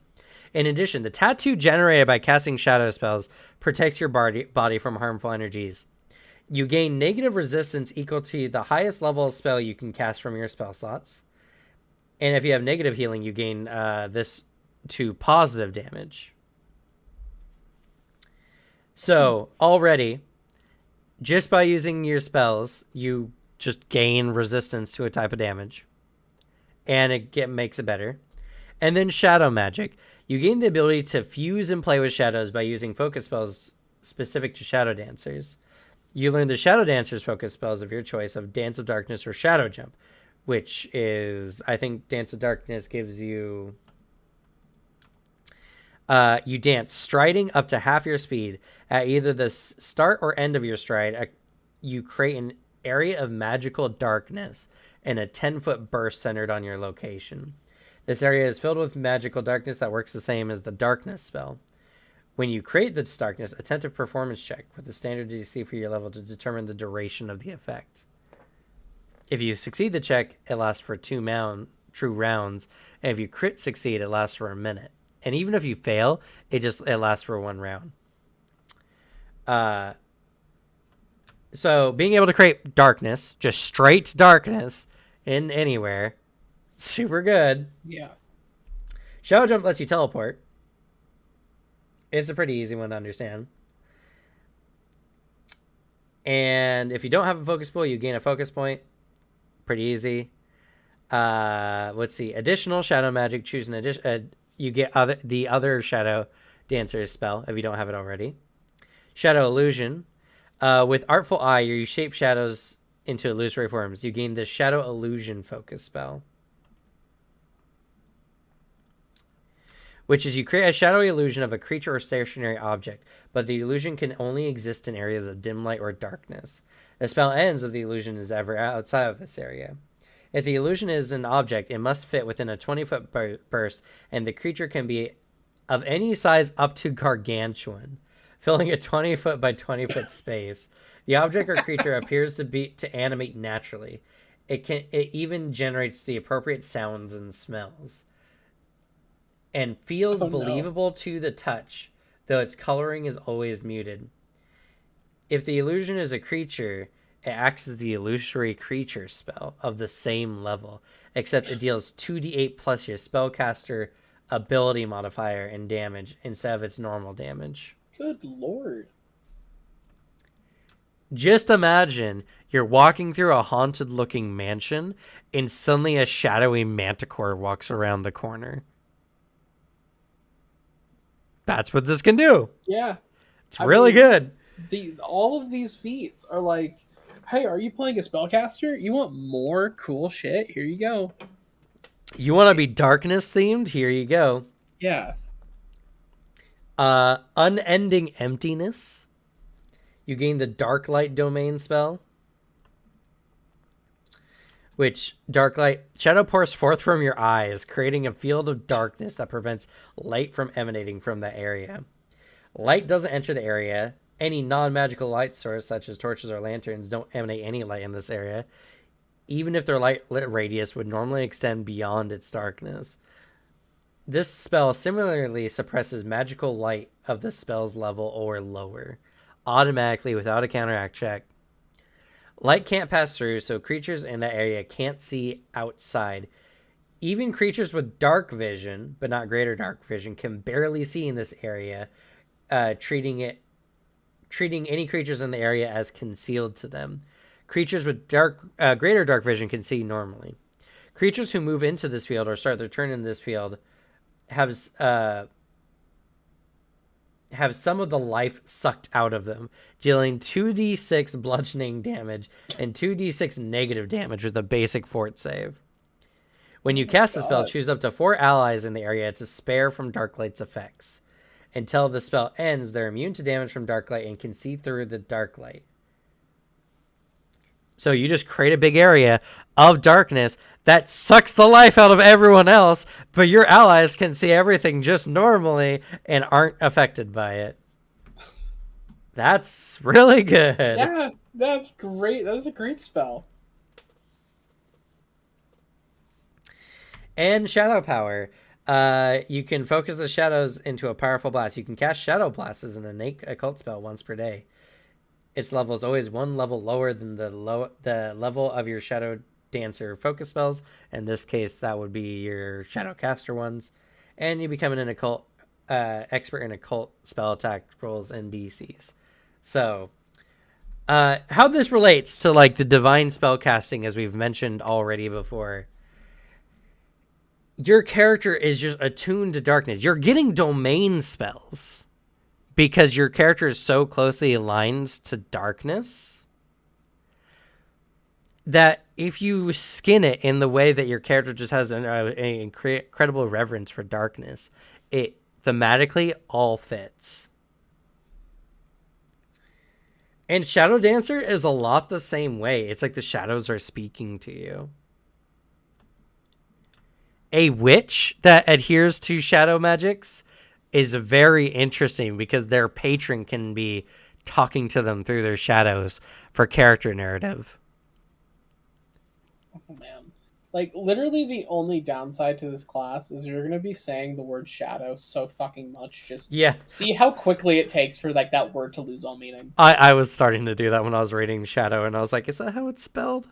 Just the amount of times you said fucking shadow and darkness, I was just like, man, Cameron's sounding like a fucking Kingdom Hearts character. Right. It's a lot of shadow, but it's really cool. And like super cool. In our Friday game, we have a character who's a gunslinger, who took the cleric archetype for their second feat in order to pick up Shadowcaster. And because they're a sniper, they're gonna get benefits from sniping from dim light, which they can make anywhere. Oh, that's so good. It's so good. So and they can hide in that darkness they create with the Shadow Mantle. Which, as the sniper, they can hide as a part of the reload action. Man. It's really good. Man, it's so good. It's really, really good. All right, there's 2 more I'm going to talk about for this day. What do you think? Do we want to talk about the Knights of Lastwall or the Hell Knight? Hell Knight. Hell Knight. Right. So for those who don't know, the Hell Knights are awesome. They're very cool. The Hell Knights have invented their own religion called the Order of the Godclaw. And the Godclaw is a religion that any character can follow. There can be champions of the Godclaw as much as there can be clerics of the Godclaw, which is essentially the Godclaw is an amalgamate of the teachings of all the gods of law, but tailored to the Hell Knight's like specific way of adhering to law, which is order and all that kind of stuff. So when you become a Hell Knight, or an Hell Knight Armiger, and then you eventually become a Hell Knight, you pick an order. When you pick the Order of the Godclaw, you get as your first feature Dedication to the Five, which gives you the Cleric Domain's Initiate feat for selection from the Perfection, Protection, Tyranny, or Zeal domains. In addition, you can use any religious symbols of Abadar, Asmodeus, Amadea, Aurori, or Torag as your divine focus. So no matter what kind of martial class you are, as long as you're a Hell Knight, you can pick up domain spells. But like phenomenal. That's really good, and it's super aesthetic. It's really, really solid. On top of that, when you get their greater benefit later, you can get blessing of the five. It's 3 actions. You call out to the God Claw to heal your allies. You can cast a 3-action version of the heal heightened to 1 level lower than half your level rounded up. You can select up to 4 creatures in the area to remain unaffected by the spell, which is really good because normally clerics have to take a feat to do something like that. And you can instead use this ability to bring creatures within 30 feet that have died within the last round back from the dead. If you do so, that creature is restored to 1 hit point and is doomed 1 for 24 hours. You could be a martial character that can revive your allies. Yeah. Oh my god, that is so fucking Warhammer 2. There's a character in one of the games who can revive people, and his line is like essentially he just yells at them and threatens them like, your service ends when I say it ends. Get up. Or essentially just threatening like get up, or if the enemy doesn't kill you, I will. And then yeah, you're revived. You're like, you're gonna listen to that guy. That's what I'd flavor that as. It's so fucking cool. Get back up. I didn't say you were done.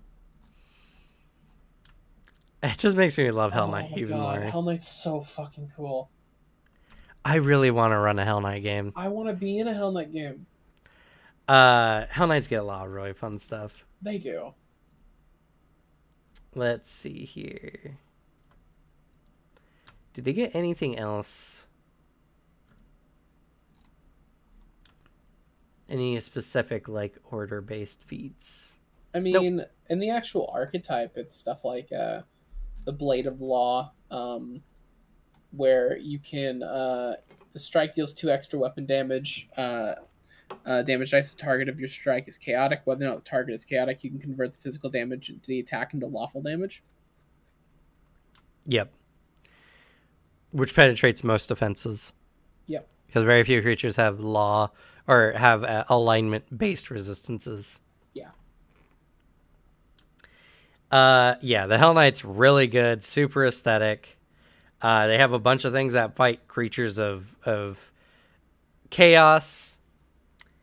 Their order is associated with devils, and they work with devils on occasion, and they look at hell and they're like, hell runs things the right way. Suffering aside, it's a very organized place. That's such a fucking Hell Knight statement. It is. It's really good. It's really good. Like, being a Hell Knight, and the only thing you need to be a Hell Knight is, one, technically you have to be a part of the Hell Knight Order, which is an RP thing. Obviously, you can work with your DM to, have that be a part of it. And you just have to be trained in heavy armor and your order's favored weapon. So, fighters innately can join them. Barbarians can join them if they take the armor training proficiency because they get trained in up to medium. Magus can join them. Ooh. Because Magus is medium with armor training proficiency. General feat can get up to heavy. There's a lot of ways to make a lot of different. I think even Ranger can. And then you can take Godclaw, and then you can just have a domain spell with your martial class. Yeah, anytime you can just get 3 domain spells, it's handy. Like, with some character blending, you can make really interesting characters with any of the archetypes I've mentioned up until this point. Like, one of the great things about Pathfinder is they don't ask for unreasonable prerequisites to join certain things. Like in first edition, you had to be a 6th level character minimum to join, like, or to do any of these kind of things, Yep. because you had to have certain skill proficiencies, and your skill proficiencies were based on your level. So it's just like you had to have 3 in this and 3 in this for spellcasters, or you had to have a 5 in your skill proficiency for this, and like is really annoying. And this one, like, heavy armor training proficiency is probably the most difficult thing the system will ask of you as far as joining an order. And that can be fixed with the feat. And that can be fixed with a feat. Or a couple of feats, depending on if you're a spellcaster and you want to be a signifier.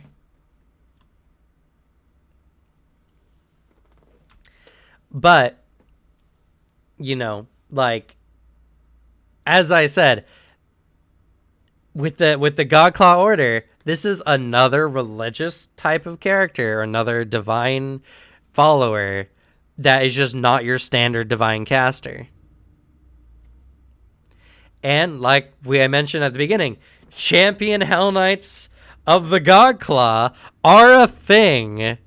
There are actually a lot of Hell Knights that are champions. They're tyrant champions typically, I would expect so. but there are quite a few of them. Regil from the Wrath of the Righteous is Best character. pretty much a champion Hell Knight. Yeah, and also just a phenomenal like representation of a Hell Knight. Like I love Regil's. Like Regil's So made me awesome. love gnomes and Hell Knights even more. He is one of those characters that you forget like that he's a gnome and probably is up to your waist because of how fucking intimidating he is. Exactly. I feel that too. It's just like you forget how short he is until you like look at him in game. And you're like, oh yeah. But like the way he talks, it just how he carries himself, like he feels like he's towering above you. Like the just that fucking like the Hell Knight aura, like almost like not even like I'm not talking about in game, just like when a proper Hell Knight is represented, there's almost like this aura around them where you're like They have a kind of just, presence. yeah, like they have a really strong presence where you're just unnerved and like they're in charge. Yep, I'm gonna listen to them, and if I say no, I'm gonna get my ass beat. Yep. Yep. I love the fact that when you first like get introduced to him in the storyline or whatever, the Hell Knight that went to go ask you guys for help, he's like, "Good job, but you did leave your post, so 100 lashings." Yeah, or like, oh, and you lost your armor too. Oh yeah, and you can mention he lost his armor too, and yeah, you can really fuck that poor guy over. I did. I wanted I him to did. like me. I wanted Rachel to like me.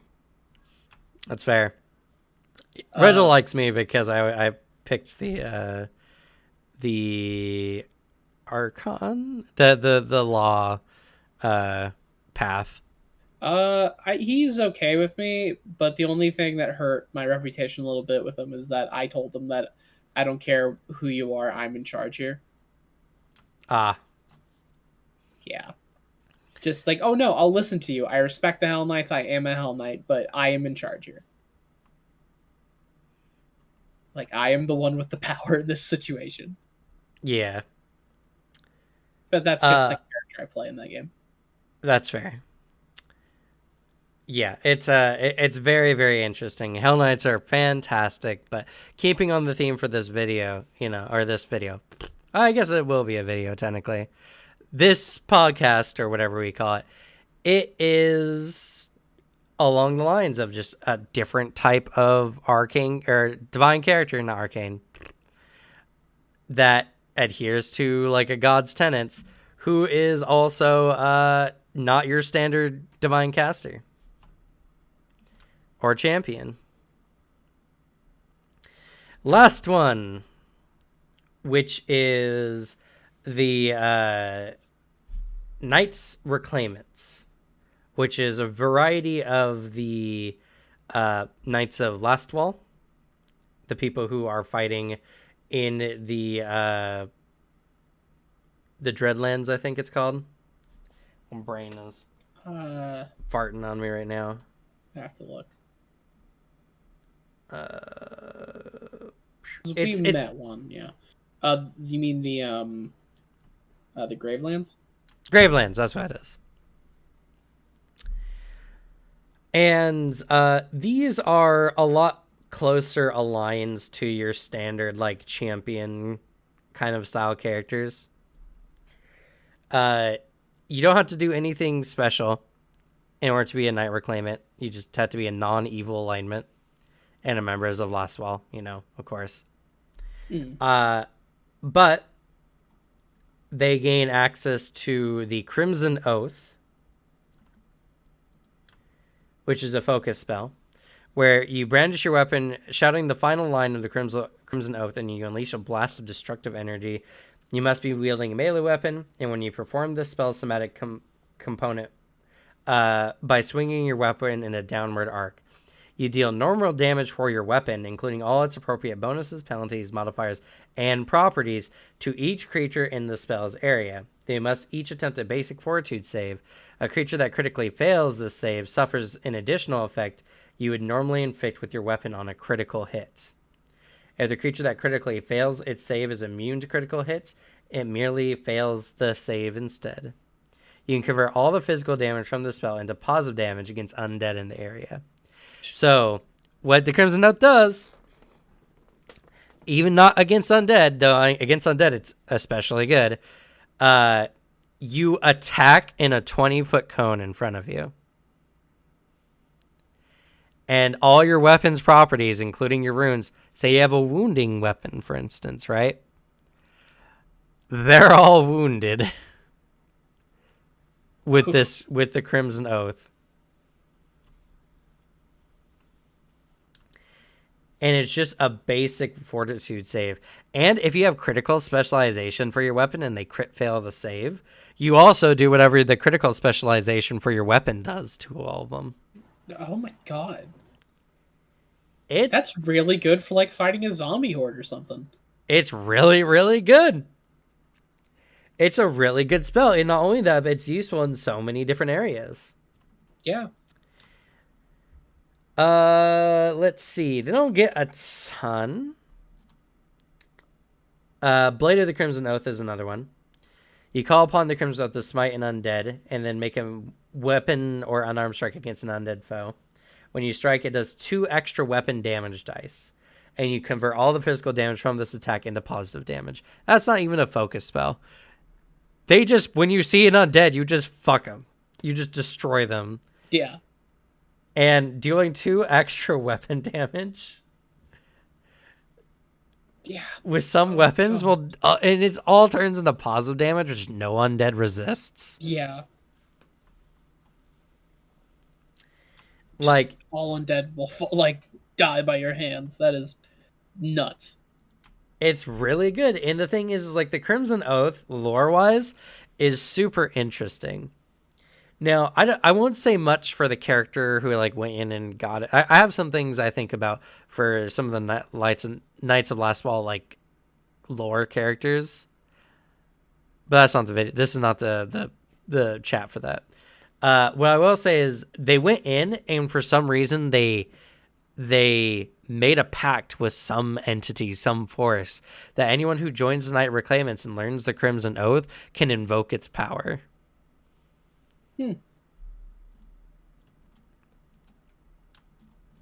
And also, they have access to the Crimson Brand, which is a really, really good bastard sword that also can bleed undead, which are normally immune to bleeding.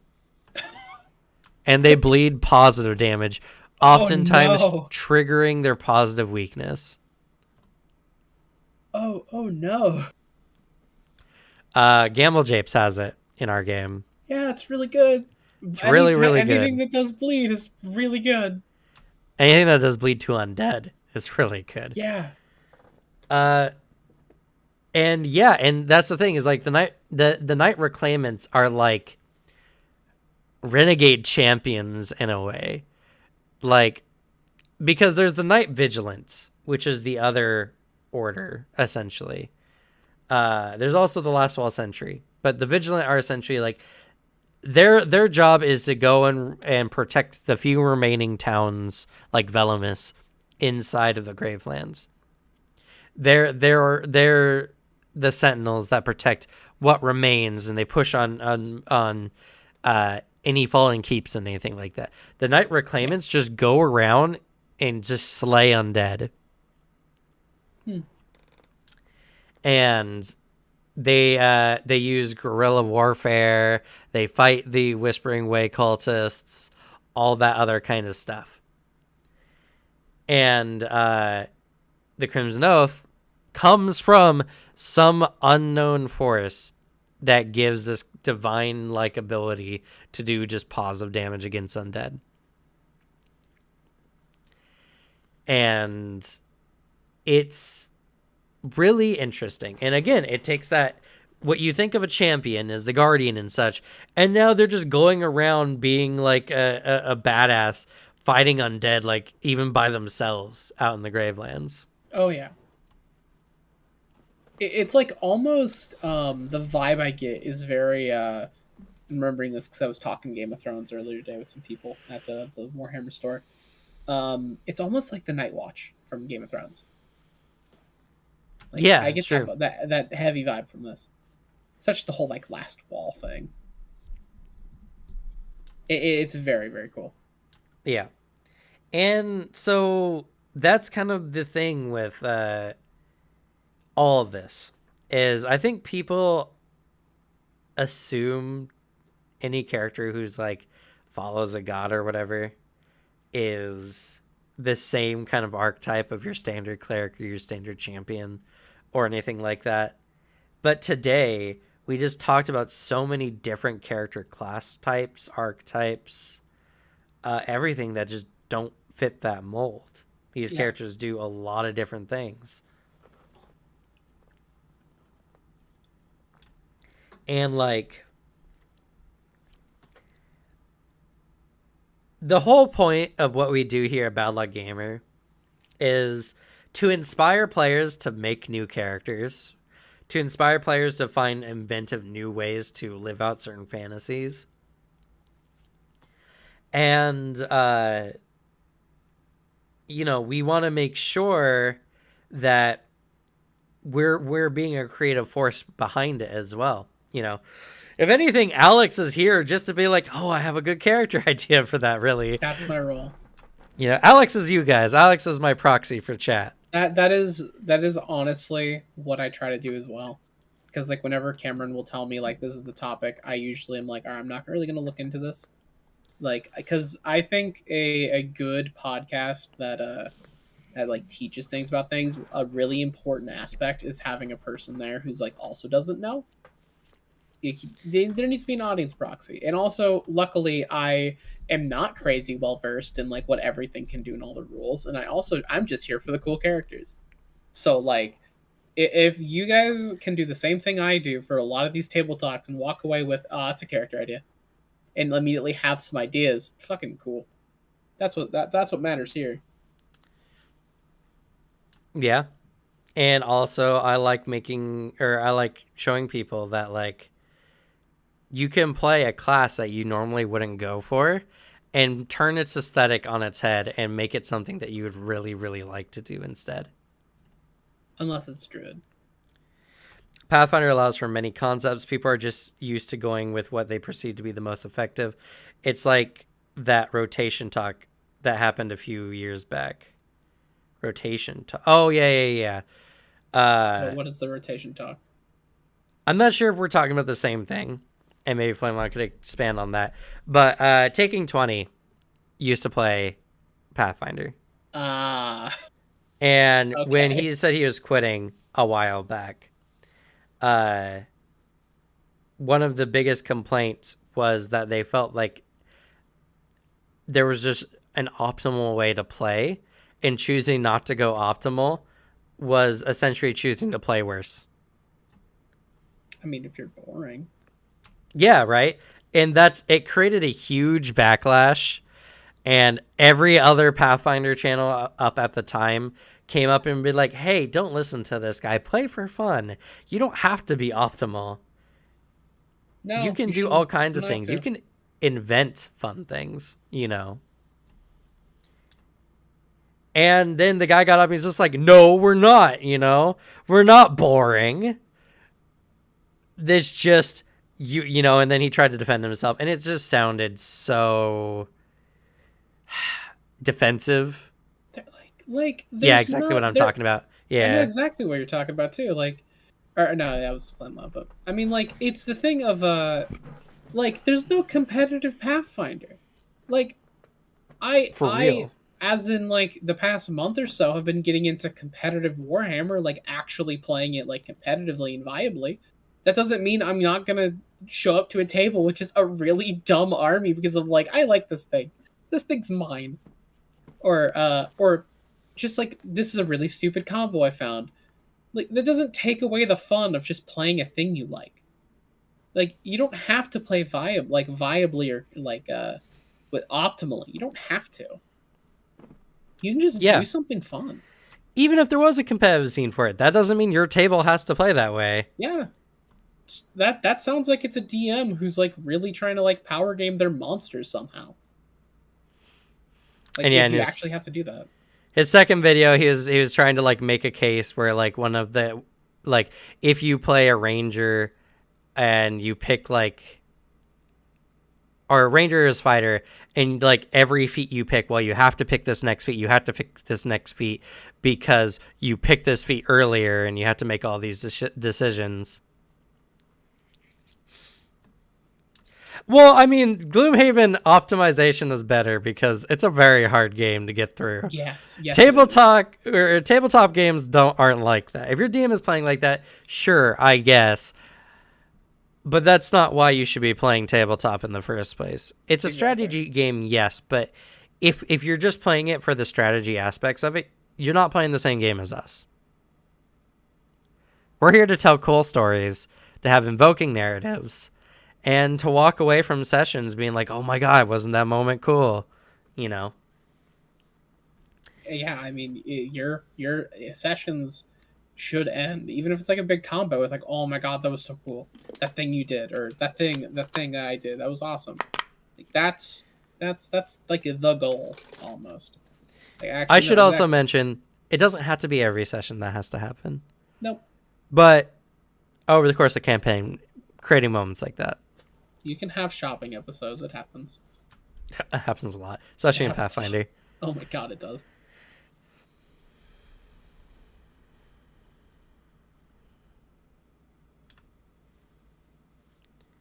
Yeah, and that's the thing, is just yeah, there's optimal ways to play the game. Sure.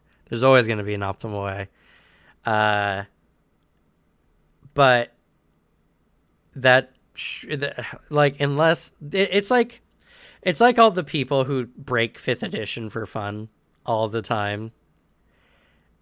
It's yeah, they just enjoy doing the most damage they can possibly do, finding weird ways to do it, and that's fair and that's fine and everything like that. But then there's people who just obsess about that and all their characters break the game. Yeah. It's you can have fun theory crafting it. That's understandable. Having fun just theory crafting some dumb broken shit, great. But if you're my friend's running a very serious long form campaign, I'm gonna bring my broken character.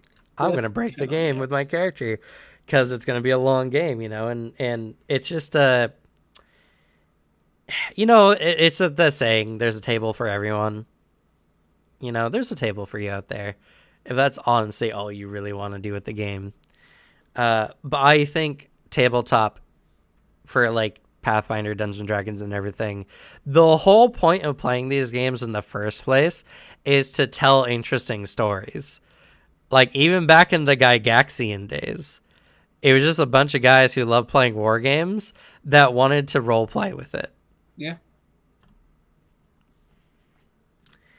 And I think your game needs to have a very solid blend of narrative with mechanics. The mechanics help make the game, your character feeling like they are mechanically good is great.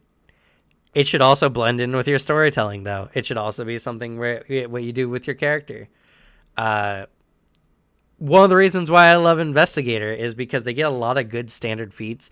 I love the idea of the character who's just watching and analyzing their opponents as they're dealing with them.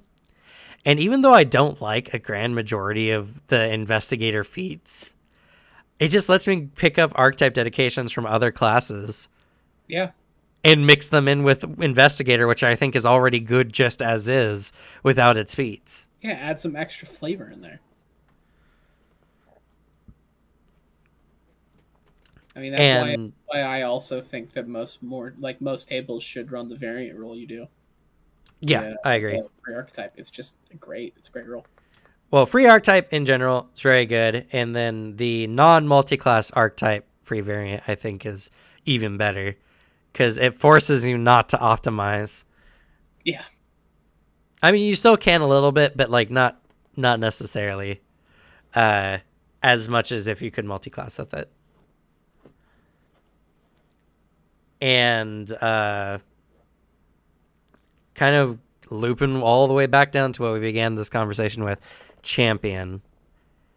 All these people want champion to be a armored fighter, as essentially how they want champion to be. And champion can be that if you finagle your way through it. But all these people are complaining that champion just doesn't do enough damage, doesn't do enough power, or whatever. They're seeking for champion to be something that's not, and also their only focus is on the combat effectiveness of their character. Yep. Which is not what roleplay is about. I give it shit in good fun. I will endlessly rave about how just Pathfinder champions should be able to roll as many d8s as you want. I'd say it in good fun. It's a different thing, but I won't stop saying it. I'll keep saying that. The whole point of me saying this isn't to bash on you for it. It's no. I get that. I want to at least make it in the air. If there's absolutely any doubts, I don't actually care that paladins aren't and champions aren't the same thing. Though I'm right. They should have a feat that just lets them roll like 20 d8s, like extra damage, you know? Or at least give me something. Give me like Paizo. John Paizo. You listen. We're in contact, John Paizo. Just give me a feat that lets me smite. Just give me 5e smites as a feat for any class, really. If it's just martial or whatever, call it something else. Don't gotta call it smite. Don't gotta make it divine. Just give me something. Let me roll a bunch of d8s in your game. Come on. Just give me something. Technically you can with d8s. With the cleric smite. Oh yeah, I forgot. The cleric just have a better smite. All right, the cleric just has a better smite. I'm just gonna play cleric then. I'm just gonna play cleric. I don't want to play a defensive like paladin. Props to those who do. Show up to your tables. You make your other players very happy by playing champion. Just know that all of you in the chat or YouTube watching this, if we're ever in a game together, which is possible, join the Discord, by the way. Link down below. Join the Discord. I'm not playing champion, so you got to pick up that slack. I think you should try champion. If anything, tyrant champion. I would like tyrant champion. That I would like. If I play, maybe down the line I'll try playing like an actual evil character. I like playing characters that are like shady or a little like shitty, but I've never played evil, so that might be fun. But champion Devin's been playing a champion and he's absolutely loved it. You know, he likes the job that he gets very well. And yeah, speaking of what Flame Loud is mentioning, he went with a ranger build that was a focus on all the bow feats and everything. And it's like, and then he was getting upset that he was focusing on bow feats. Because he's just like, well, because I picked this earlier feat, I got to pick this next one because obviously my character is being built in the path of a bow ranger. And it's just like, You're getting mad because you're making choices. What the fuck are you talking about, man? Just That yeah. so dumb. Though I will admit, Slug, I will admit that does sound like a fun archetype pick for this character. That does Ooh, sound that would fun. be really fun. I will see how it can fit because so far the character I have is a gunslinger that is just has a bunch of feats to help him intimidate. This man is I very mean, scary. I could Tyrant could yeah. fit with that so I well. I actually would make sense. I will go to the drawing board. I'll see what I can come up with. Though, let's see here. Actually, this is theory crafting. Theory Let's crafting. Here theory we go. craft. Uh, I don't even know if you can even get their like normal ability all that easily. I think the champion archetype is actually not that exciting. It might not be. I hope so. I hope it's really exciting. Because then I want to take it. I mean, it's that, or maybe I could even give a look at the cleric archetype. 'Cause I know the cleric one's pretty Oh, cool. you can get your champion's reaction with your Oh cause. shit! So it's a level 6 feat, but you can get it. Hmm. And you can even get the divine ally with it too. Divine ally gun. Fuck yeah. Oh my god, yes. And by the way, Flav, we're talking about a gunslinger with the champion archetype, Tyrant champion. tyrant champion Because Tyrant with the champion. gunslinger. Here, let me actually read its cause. Yes, please.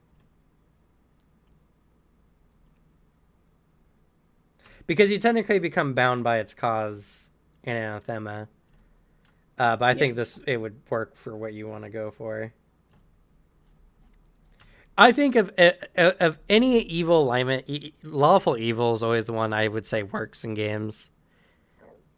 Because yeah, your character's a dick and kind of bad, but at least they follow the rules. Yeah, I mean, like, to be honest, like, you can play an evil character without, like, being an asshole to your party. Because, It's like, yeah, true. you can play someone absolutely deplorable, like, we're obviously respecting boundaries, because don't be that player. But, like, and don't just be fucking creepy and weird. But, like, you can play someone who's capable of horrible shit, but still be, like, a team player and work with your party. Like, just because you're evil doesn't mean, like, I'm gonna be an asshole to my party members. Like, why would you do that? These are your allies. Maybe. You could even play the stealth evil character. Like, your character's It's awful and true. does a lot of shit outside, but, like, no, they're nice to their party. It's true. Honestly, you just have to be nice to your party in the Yeah. end. Nikos was a very terrible fucking person, but to his Yes, he was. party, he was just like, I'm going to help you guys out because I find that friendship is power. Yeah, work And well. by friendship is power, I mean make friends with powerful people. Yeah, so they don't turn on you and kick your ass. Yeah, and so they can help you in case you need it. Yeah, like like as much like slight animosity there was, or like even mostly jokey. Like Rogel was like, he would actually work and like die for Nikos because he's a friend. But if like Nikos was actively horrible to him the entire time, does him evil, Rogel would fucking like choke that man out. Like, Yeah, that's one true. shot, he's dead. It's true. Like, And Rogel's a it's a terrifying great enemy. dynamic. Like, yeah, like, I'll wring your neck, scrawny wizard. Like the time where I just really like the time where Nikos got possessed, and to knock him out of it, Rogel punched him in the face, and Yeah. then like realizing, like, oh wait, I have multi attack. Yep. And he's just Make like, a oh, six- thank you. Wait. Poof. Double tap, Really just good. to make sure the wizard is actually unpossessed. And I haven't watched many of the videos of the Rules Lawyer, but I do applaud someone for talking 2 hours and not mentioning the actual reason for making the video. Not to stir up unnecessary drama, unlike everyone else who made videos on it. But you know what? He deserved to get videos made on it. Honestly, like, I haven't even watched the video, or really any of Taking 20 stuff, but like, no, actually, no, you know what? I remember talking about it, like, when you first mentioned it to me, I watched part of it and I was like, oh, like, what the fuck?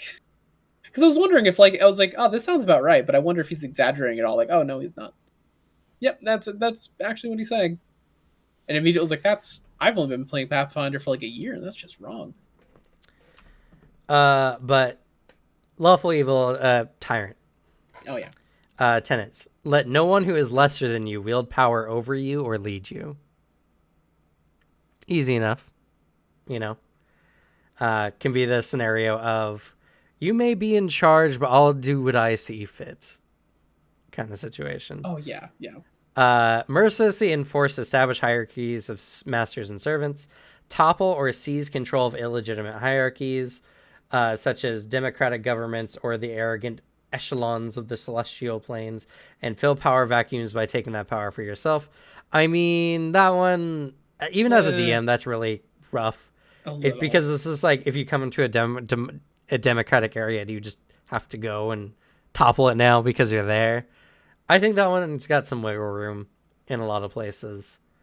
And is very kind. I would say as long as you're not doing anything the opposite of that, like establishing a democracy or assisting celestials with their divine mandate, I think you're fine for your character. Honestly, yeah. And then bind the weak to serve you. This tenant doesn't require you to spare foes' lives if you think they would be disloyal if pressed into servitude, nor does it require you to keep more servants than you find practical or useful. Again, another one that's just like it depends on your preacher build, honestly. Again, as long as you're not doing anything anathema, which is the opposite, I think you're fine. Yeah, honestly, But the only thing I can see doing with that is like, is doing the oh yeah, I take no prisoners.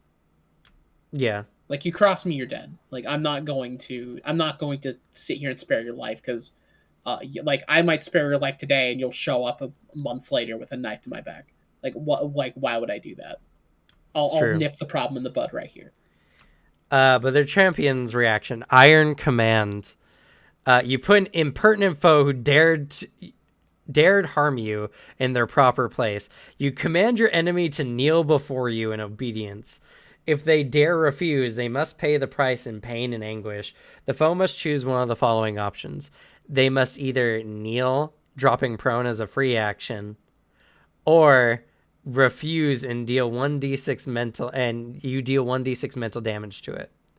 This damage increases to 2d6 at 5th, 3d6 at 9th, 4d6 at 12th, and 5d6 at 16th, and 6d6 at 19th. In addition, your strikes against the triggering creature deal 1 extra damage until the end of your next turn. You choose whether this damage is evil or negative each time you use this reaction. This damage increases to 2 at 9th and 3 at 16th. So, skinning it, this reaction does not actually have the linguistic or verbal component. So anyone attacking your preacher gunslinger, you can just give them this look Yeah. that say they better fucking apologize or I'm gonna blow your fucking brains out. Even And fun that for like the it's the like give an order like drop your weapon and then they're like maybe I don't want to and you just hear the cock of like the hammer back on a revolver. It's like okay that maybe fear damages them. that would be so fun. Holy shit. There's a lot of fun ways you can take this. And hey, we got the preacher with a gun. There's another divine-ish archetype character potentially that you could take in a very interesting direction. And I don't know. It's just a lot of things in the Flame Lad. All champion groups are fucking scary. Because there's nothing worse than a party of tanks that can all make each other tankier and tankier and tankier and tankier. And oh god.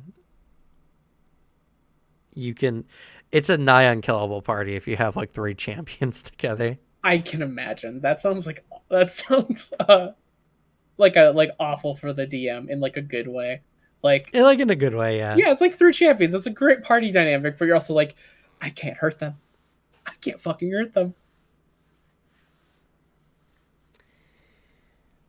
one with the divine steed, weapon, and shield. Yeah, you can do it, and you can get some really fun stuff with it too. You can do a 4 horsemen with that too, with tyrants. Oh, you totally could. Uh, there's there's a lot of really fun ways to run a lot of these,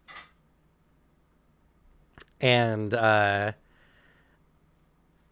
it does sound awesome, especially because Pale Horse is a really good champion feat because you just get an intimidating, horrifying mount. Is what the feat does. Ooh, that's so cool. It's so good. I love Pale Horse. It's such a good feat. I mentioned it in my video. Check out the champion video, by the way. But yeah, we could sit here and talk forever about interesting champion We really builds could. or other kind of divine like character archetypes. Even Witch has like a divine patron they can follow, and they get a really good hex cantrip for it. They get a Stoke the Heart, which gives an ally as a sustained bonus a +2 to their damage for up to a minute, which is really good. Really, really good. You can make someone just do a lot more extra damage. But yeah, there's gonna be some fun stuff. And who knows? Our Mana Ways campaign might take a weird preacher twist to it if everyone makes Hell characters yeah. around that theme. Let me Which would let be me let me a just weird mix of Mad Max and Preacher. Yes, that sounds great. That sounds really interesting. Like, oh my god, just like give me a reason, Cameron and any players we have, give me a reason to just like have to reread Preacher to get in character. Any excuse to reread that comic series. By the way, read that comic series if you haven't. Good fucking lord, read it. It is the best comic series ever. Uh, any excuse to go through that or just play a character based on that. Hell yeah, it's so cool. It's great. But I think with that we're gonna end this one here. Thank you all so much for watching. If you liked what we talked about here today, you enjoy character theory crafting, and you enjoy what we bring to the table, please follow and or subscribe to see more amazing content like this. We also multi-stream, so you can watch us on your platform of choice. You can find us on Twitch, YouTube, and Facebook. As well, you can join us, as Alex mentioned earlier, in the Discord down below in the description or below on Twitch, where we talk about table talk there. I have Flame Loud here, especially likes to talk about some of the maps they're making. We have Warhammer chat as well there for those who like Warhammer in the I'll be dislike. posting some work in progress pictures there soon. Yeah, as soon as I get like time and like I also want like some better painting space. I just don't have a lot of space to put stuff right now. Honestly, you don't need much. If there's one product I recommend you, it's the like it's a Citadel line, which is the GW line. There's Right. these little model holders that like clip to your base. Just get one of those. Like this little stand. It really makes it a lot easier to paint with like limited space. That's fair. I'm more saying like anywhere to put things like once Yeah, I'm done. Yeah. I got one of those like those clip, like those little box shells that you like clip together, like made out of that weird plastic. But like you guys don't have the space for that. We really don't. One day maybe I'll get a house. And I have some mean, space. you're playing Space Marines. Those dudes are fucking indestructible. Just put them in a bin. And then I'm, also doing what I'm doing here, making these videos and everything like that. Channel's pushing, we're pushing 200 soon. We're at 167 now. We average like 3 subscribers a day.